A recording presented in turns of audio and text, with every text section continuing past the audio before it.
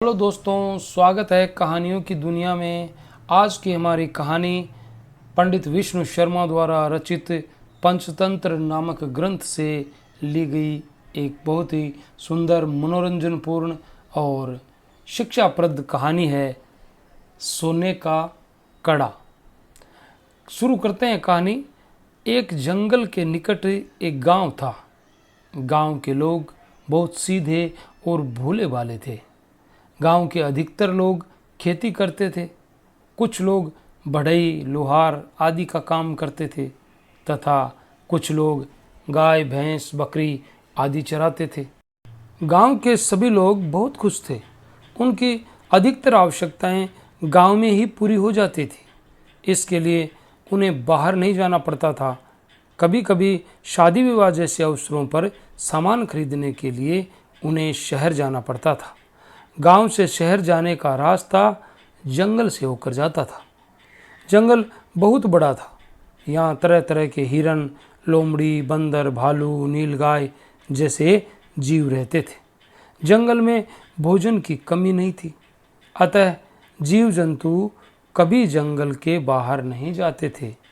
जंगल में बाघ, सिंह, तेंदुआ जैसे हिंसक जीव भी रहते थे। ये हिरन, नीलगाय आदि का शिकार करते थे और कभी भी गांव में नहीं आते थे तथा ये कभी गांव वालों को परेशान नहीं करते थे। गांव वाले शहर जाते समय जंगल से होकर गुजरते थे, किंतु उन्हें जंगल के जीवों ने कभी कोई नुकसान नहीं पहुंचाया। गांव के लोगों और जंगल के जीवों का जीवन बड़े सुख चैन से बीत रहा था। अचानक एक दिन शहर से एक शिकारी जंगल में शिकार करने आया। शिकारी बड़ा दुष्ट था। वह एक गाड़ी लेकर आया था। शिकारी ने दिन भर में कई जंगल के जीवों को मार डाला। उसने एक चीते पर भी गोली चलाई। गोली चीते के पैर में लगी। इससे वह मरा नहीं, किंतु घायल हो गया। शिकारी ने सभी मारे गए जीवों को गाड़ी में लादा और शहर लौट गया। चीते की स्थिति बहुत दयनीय हो गई। शिकारी की बंदूक की गोली उसके पैर के आर पार हो गई थी। इससे उसके पैर में बहुत गहरा घाव हो गया था। चीते का घाव 15 दिन में ठीक हो गया। इन 15 दिनों में वह भूखा प्यासा अपनी मांद में पड़ा रहता था। चीते का घाव जब ठीक हुआ तो वह अपनी मांद से बाहर निकला। अचानक चीते की दृष्टि कुछ दूरी पर खड़े एक हिरन पर पड़ी। चीते ने उसे पकड़ने के लिए दौड़ लगाई, लेकिन वह दौड़ नहीं सका। हिरन उसके सामने कुलाचे भरता हुआ भाग गया। चीता बहुत दुखी हुआ। वह बहुत भूखा था। इस समय उसे भोजन की आवश्यकता थी। चीता धीरे धीरे लंगड़ाता हुआ एक पेड़ पर चढ़ा। इस पेड़ पर बहुत से बंदर रहते थे। चीते का इरादा एक बंदर मारकर अपनी भूख मिटाने का था। चीते को देखते ही बंदर इधर उधर भागने लगे। कुछ बंदर तो उसके पास से उसे छूते हुए निकल गए, किंतु वह एक भी बंदर नहीं पकड़ सका। एक बार तो वह बंदर पकड़ने के चक्कर में नीचे गिरते गिरते बचा। अंत में चीते ने एक भयानक निर्णय लिया। चीता धीरे धीरे पेड़ से नीचे उतरा और उस सड़क के किनारे आ गया जहां से गांव के लोग शहर जाते थे। चीता शाम तक बैठा रहा, किंतु उसे कोई शिकार नहीं मिला। वह बहुत दुखी हुआ। अचानक चीते की दृष्टि एक आदमी पर पड़ी। वह शहर से लौट रहा था। चीते ने आदमी को देखा तो सड़क के किनारे की झाड़ियों में छिप गया और जैसे ही आदमी उसके पास से गुजरा, उसने उस पर छलांग लगा दी। चीते ने बड़ी सरलता से आदमी का शिकार किया और उसे मारकर खा गया। धीरे धीरे चीते का यह नियम बन गया। वह शाम होने के कुछ पहले गांव से शहर जाने वाली सड़क के किनारे आ जाता और किसी झाड़ी में छिपकर बैठ जाता।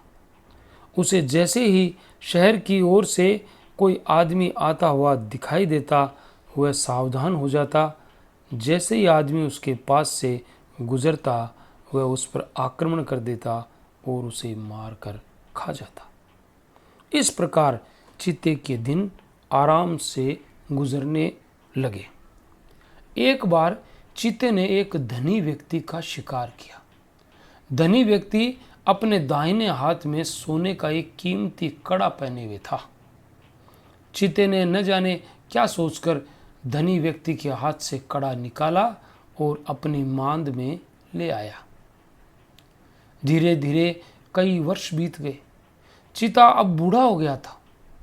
वह ठीक से चल फिर भी नहीं पाता था। कुछ दूरी पर खड़े आदमी पर छलांग लगाना और उसका शिकार करना भी अब उसके लिए कठिन हो गया था। गांव के लोग भी अब सावधान हो गए थे। वे चीते के डर से अकेले शहर नहीं जाते थे। वे अपने पास लाठियां भी रखने लगे थे, जिससे चीते का सामना हो जाने पर उससे निपटा जा सके। इस प्रकार चीते की स्थिति पुनः पहले जैसी भूखों मरने वाली हो गई थी। चीते को उसके जीवन के अनुभवों ने बहुत चालाक और विचारवान बना दिया था। वह मानव का शिकार करने के किसी नए ढंग के विषय में सोच रहा था। तभी उसकी दृष्टि सोने के कड़े पर पड़ी।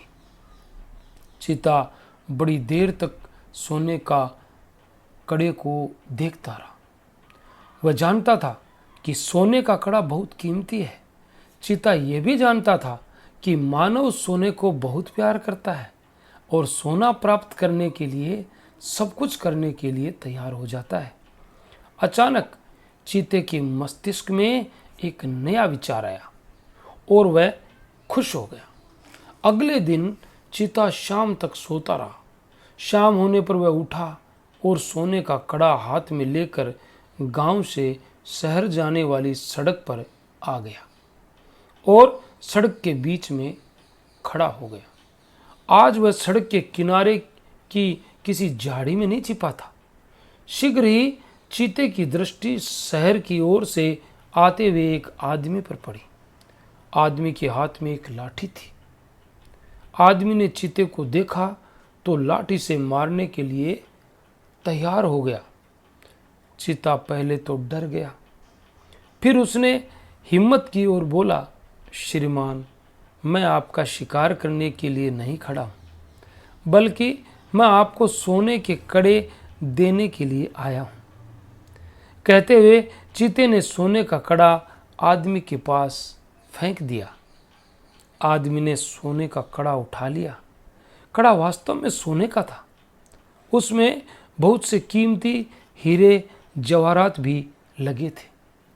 आदमी को लालच आ गया। उसने पूछा, भाई, तुम्हारे पास ऐसे कितने सोने के कड़े हैं? मेरी मांद में ऐसे हजारों कड़े हैं। तुम जितने कड़े चाहो ले जा सकते हो, लेकिन इसके लिए तुम्हें मेरी मांद तक चलना होगा। चीते ने उत्तर दिया। आदमी के सर पर लालच सवार हो चुका था। वह चीते के साथ चलने के लिए तैयार हो गया। चीता उस आदमी को लेकर अपनी मांद के भीतर पहुंचा। मांद इतनी छोटी थी कि आदमी को झुककर मांद में घुसना पड़ा।